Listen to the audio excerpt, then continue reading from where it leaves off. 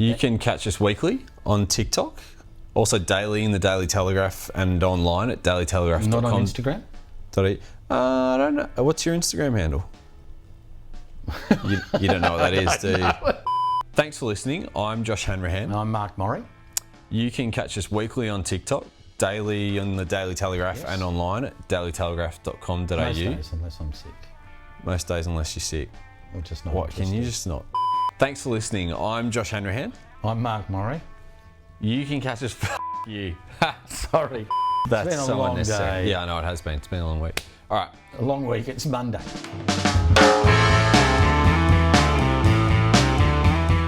Welcome to Crim City. I'm Josh Hanrahan. And I'm Mark Murray. So today we're going to talk a bit about the recent massive arrest of Hakan Ayik over in Turkey and some of the flow-on effects from that, which include Tension between the AFP and NSW Police Forces. Yeah, I think that's blown up big time. The big thing, I think, is the arrest of Hakan Ayik over in Turkey. He was a Sydney-born guy who went through the ranks of the Comanchero. Very, very powerful guy. And he eventually left here in 2010 because he got tipped off. This is how big a network, even back then, he was tipped off that they were going to arrest him for a massive heroin importation that he was involved in. And he took off and went on the run. But cheekily would post Facebook photos of himself of where he was and stuff like that. So I think one of our opposition called him the Facebook gangster. That's nice. Well, it was nice, but I'd rather now call him the red-faced gangster. Yes. Because he's got caught. The whole fact that he's come undone is part of the Anom sting, which was when the FBI with the federal police infiltrated and encrypted phone devices, you know, what they use to communicate, thinking that the enforcement can't get them. Anyway, Hakan Ayik, who is probably one of the most powerful Comancheros in the world, to be quite honest. No matter who's the figure at the top, Hakan Ayik is the guy running it from Turkey. He's worth anywhere from 800 million to $1 billion, they were saying. Like, that's huge, buddy. It's massive. But anyway, he was the guy that was almost like the salesman saying, here, get these Anom things, they're great, this is what we're going to use now. Yeah. Well, that's led to the downfall of hundreds of crooks. Right around the globe. Right around the globe. Wouldn't make him the world's most popular guy, but so now we believe that, we know that he's been picked up over there in Turkey. Yeah, so talk us through that afternoon. It was about, 5:30 Australian time when the calls started coming in to check some Turkish media websites, because one of the big politicians over there had posted something on Twitter about a massive number of Comancheros being arrested in Turkey, and top of the list was Ayik. Big Hux is his name, because one of his running mates is another Sydney guy, another Comanchero called Hakan Ayik. Arif. That's so he was Little Hux. Yeah. Now again, it gets a bit complicated. It shows you though how Sydney just works around and around in the world. Little Hux was arrested in 2017 in Dubai with Michael Ibrahim, Steve Elmir. Now, the Elmir family, who were at war with the Ahmeds, where there were shootings involved. Now, Steve Elmir hasn't been convicted of any of those, but has been for drug importation. Well, anyway, Little Hux, as he's known, he gets picked up in that big sting by the federal police, but was given bail. And I don't think he liked Dubai. So he left. Got out of there. And went and met his mate Big Hux over in Turkey, and from then they kept running their massive empire. But unfortunately, we're not going to see them back here because they're Turks. And federal police and New South Wales police, as much as they'd love to get them back here, they won't. Which brings us to New South Wales and federal police. Where do you want to start with the New South Wales police and the federal police? Well, I can go historically and say, many, many, many years ago, the federal police were never taken seriously by New South Wales police. And that was a bit unfair, but they were very much a fledgling police force. When did the AFP, when were they created? It'd have to go back to like 80s, 70s. Yeah, 70s. okay. And there was some different incarnations. There was a National Crime Authority, which tried to be like an FBI, never quite worked. Then we got the AFP, who are centrally based in Canberra, but their job is to protect the borders, and they also have international posts. The only one guy I got to know quite well in the AFP, this will be one of my little stories, okay, I'll be really brief. So they just introduced banning smoking on planes, which I know you might find that's how long ago it goes. And I get this phone call from an AFP guy I know. He said, mate, we've just arrested this bloke, first guy ever to be busted for smoking on a plane. He's going to be at Central Local. So went down there, and I'm in there, and the guy comes up, they come up the stairs at Central Local, and you could see this guy's sheepish, he looks as hungover as fuck. You can tell, he's not, he wasn't airsick, and he's looked up the back, and near me there was this girl, it was obviously his girlfriend, and she's going like that, and he's going, Anyway, the magistrate, he's pled guilty, and the magistrate gave him like a $20 fine. Yeah. Like, Nothing. Anyway, you could see, and I thought, I've got to interview this guy. He's the first guy ever, we'll get him. So I'm waiting there at Central Court, and he had to try and get the paperwork, which in these days, but it was at the counter. And he's there, he's just trying to sign it, and then I'm trying to talk to him, saying, mate, I want to interview. He goes, yeah.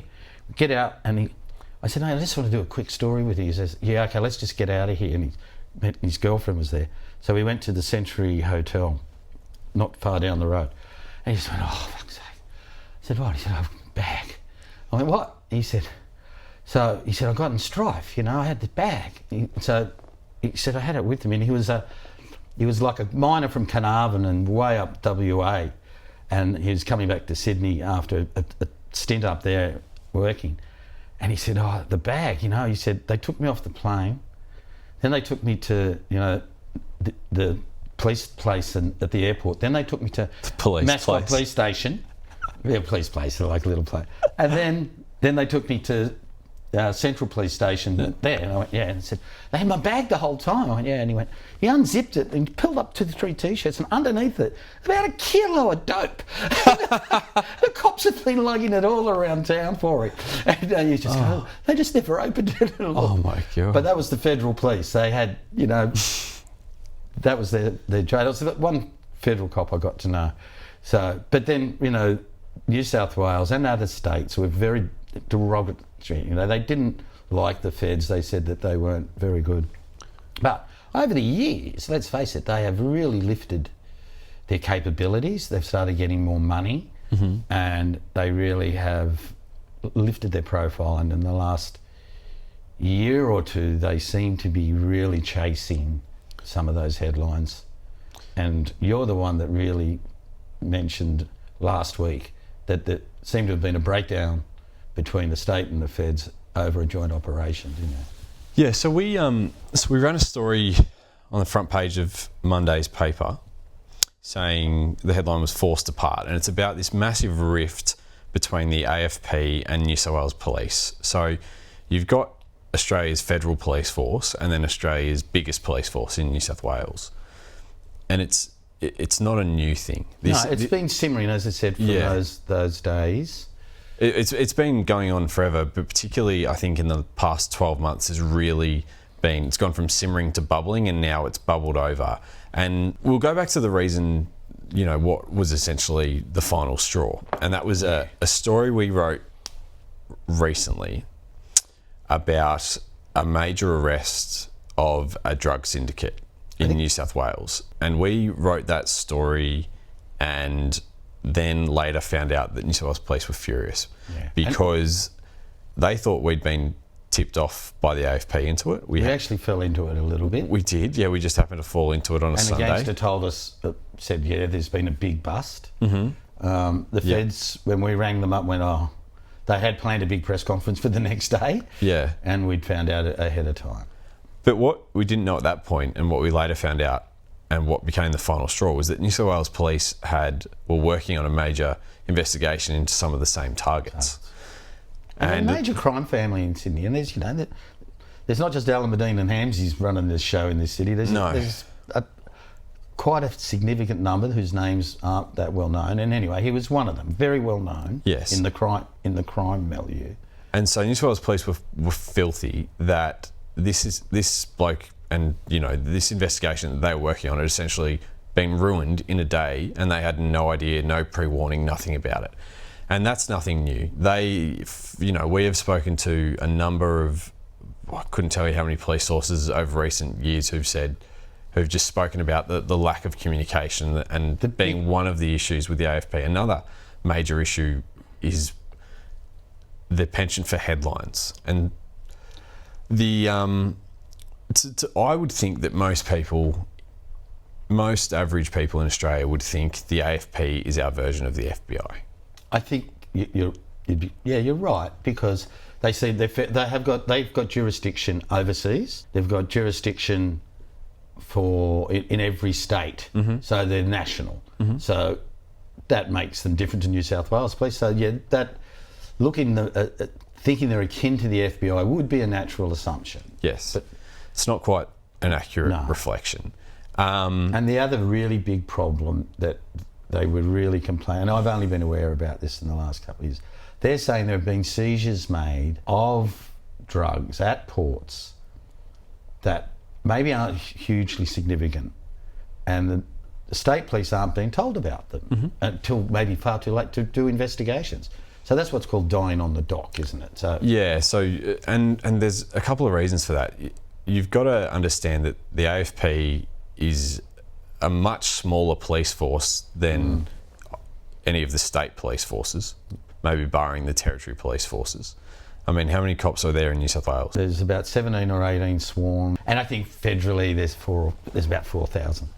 But it was, as I said, it's been quite divisive. It's got worse, and it's blown up, as you said. It blew up over the arrest of that crime figure from a well-known crime family. And let's face it, it's ridiculous that they were both working on the same thing and no one knew. That's a waste of resources. But tensions between the AFP and New South Wales Police are so bad that, well, as we sit here, I don't know exactly where it's going to land, but New South Wales Police had planned to pull out of a joint task force, which was Task Force Phobator, which was essentially meant to take the best of New South Wales Police resources, the best of AFP resources. And ABF and Australian Crime Intelligence Commission as well. Correct. And put them together and target drugs and how drugs come in. Which brings me to, on the street, there's a bit of tension as well. We actually had a pretty high profile in the underworld trying to get somebody knocked at Kirribilli, which is not far from where the Prime Minister hangs out when he's in Sydney. This is the most recent shooting in Sydney. And it is not without significance at all, because that guy's a very high player in the underworld. He only just got out of jail, Baghdadi. Is that right? Abdul Baghdadi? Yes. Very, very well known. Now, so just to set the scene, that Kirribilli, if you're not from Sydney, it's right on the edge of the harbour, just on the other side of the bridge. It's where the Prime Minister's residence is when he's in Sydney. He hangs out when he's up here with his dog.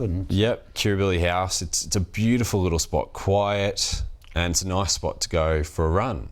And I know... If you like running. Well, he liked running because he ran away from the bullets, and he was very, very good. Well, this is where I'm going, because I know a witness was going for a run. She saw this person running past her in jeans, and she thought, that's a bit weird. She goes, I was always told to be suspicious when I saw somebody running in jeans, because, it's obviously not pre-planned. And then, anyway, she had just come around the corner and hadn't heard or seen must have had her AirPods in, hadn't heard the bullets that had been fired at that bloke a few seconds earlier.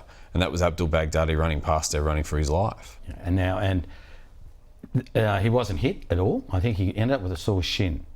I thought he got shot in the leg. Well, they're not sure whether it grazed him or... Oh, okay. They found a lot of bullet casings. And at first I thought, this is just a... Well, a kneecapping, that's what I got told. Yeah, kneecapping or an attempt or a scare tactic, Yeah. But then the trademark burnt out cars came in. And there were like 3, I think, at least. There was at least 2. 2. Yeah. And it then emerged it was a very serious attempt. It was an attempted hit. Now, there is still conflict out there on the streets of Sydney now.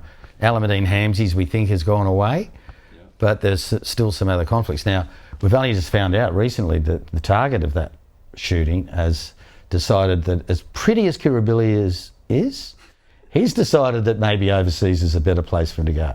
And he's left. He's gone. He's left Australia. I think he would have had parole conditions. So, you know, I haven't been told by the police, but I'd assume that they're very pragmatic in these cases where if someone has tried to kill them, and this was a very serious attempt, there's no way it was staged, that they're maybe not going to stand in the way if they're going to get out of the country. So he's gone, you know, and joining that growing number over there. It's just that ever-growing number of Sydney underworld figures living overseas. The whole Sydney underworld's a little bit in flux.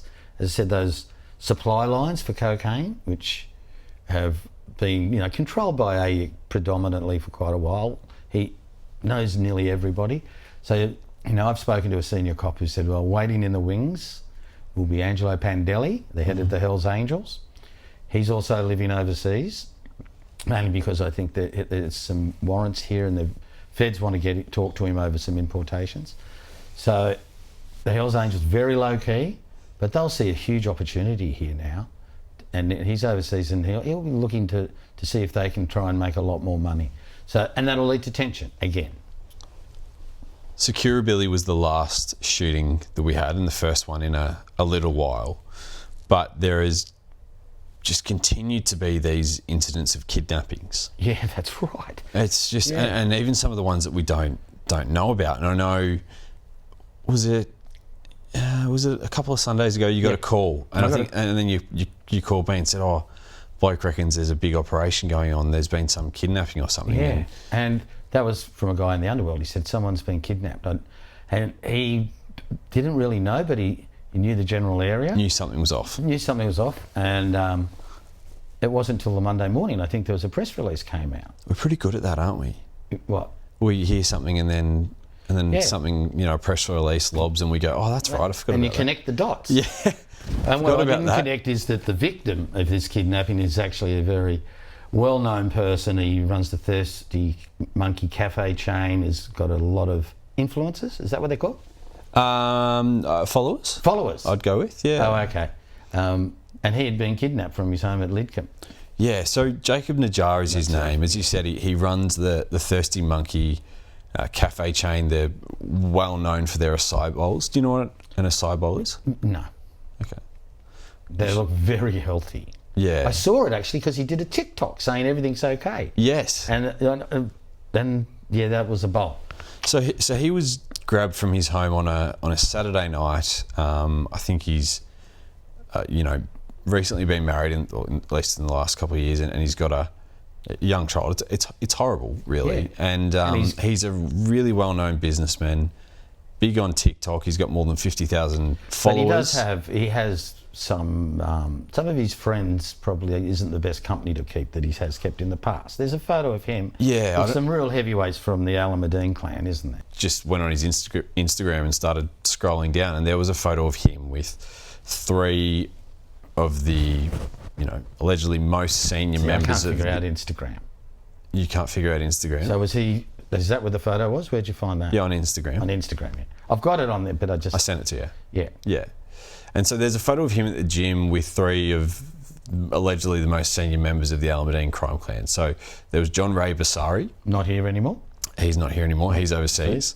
There's Murat Galassi, who also... He's not here anymore at all. No. So he was shot at the World Gym. Yep. I can't remember exactly which World Gym it was out west, but the bullet hit him in the leg, and then the bullets went into the childcare centre. And anyway, he survived that attack and then eventually went overseas, and then he died of a heart attack. In the gym? At the gym. See, they're bad places. Gyms? Yep. Okay. They are. I mean, people get shot in them, but they also just die in them. So anyway. You steer clear of those gyms, please, Moz. And then the third person in that photo was Masood Zakaria. Yeah, who is no longer with us, even though the police would love him to be with us. Yes. He's now over in... he's in Turkey. So they were all overseas together. Yeah. There was... Masood jumped. He's now warranted. He's wanted here, isn't he, Masood? Yeah, so Masood is wanted by New South Wales Police over his alleged involvement in... Attempted murder. Yeah, the attempted murder of Ibrahim Hamzy, North Sydney. And then when he found out he was wanted, somehow, still a great mystery, how he possibly found out in the days before his house was about to be raided that he was about to be raided, and he cleared everything out, got out of town. This is peak COVID too. And then managed to work his way from Sydney to Melbourne and then across the bottom of Australia. You remember how hard it was to get across a border, even get out of your suburb. That's right. And he managed to make it to WA, where he got on a fishing boat to Malaysia, through Asia, and then over to Turkey. And then he was picked up for a couple of incidents there in Turkey. And he's been there quite a long time. He's been in detention since January. Yeah. Now I think for quite a while there, I think New South Wales were really hopeful, and the feds were quite. Well, I definitely know. Thought they were going to bring him back, but they're not. Well, the federal police were in court fighting for him to be extradited back to Australia on this arrest warrant. And there's an Interpol notice. What colour it is, I'm not sure whether it's blue or. It'd be red. Blue or red. I think. Yeah, is it? Okay. Well, if he's wanted for really serious crimes, it'll be red. It'll be red, I think. Thank you.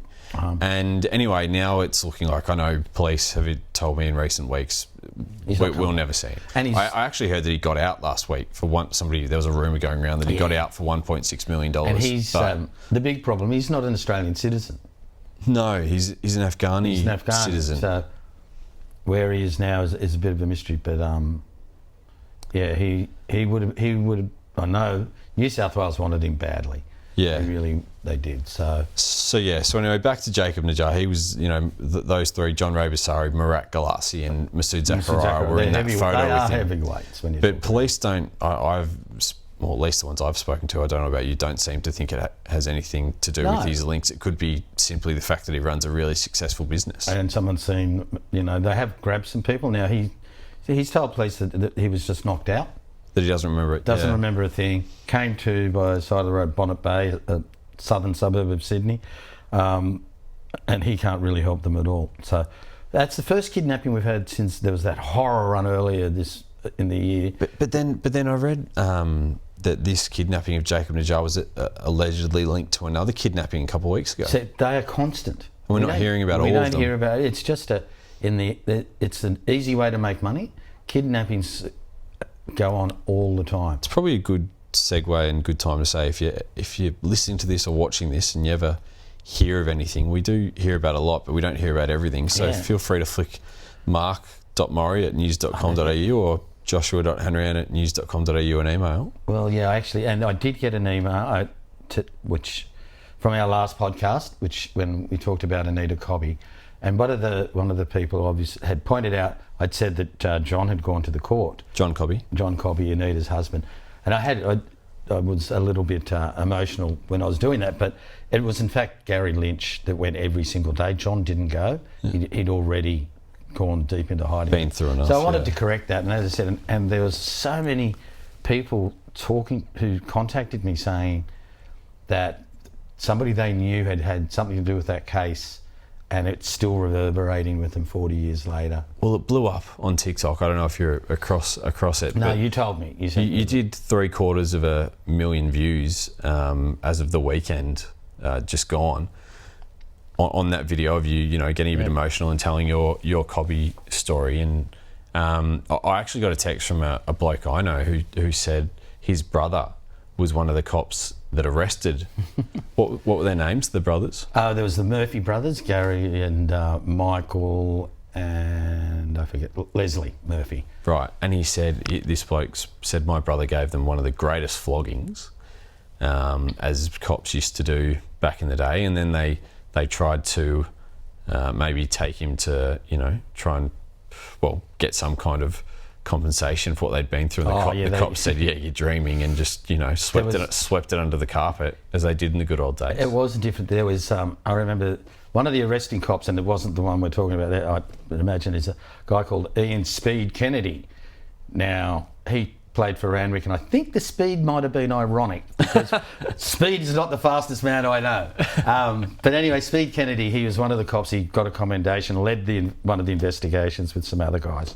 And they just, they didn't sleep for 3 weeks. But there was, I just remember being in one of the early court appearances, and the defence made a big thing out of the photo. They were saying, here's the arrest of Leslie Murphy, and his face is okay.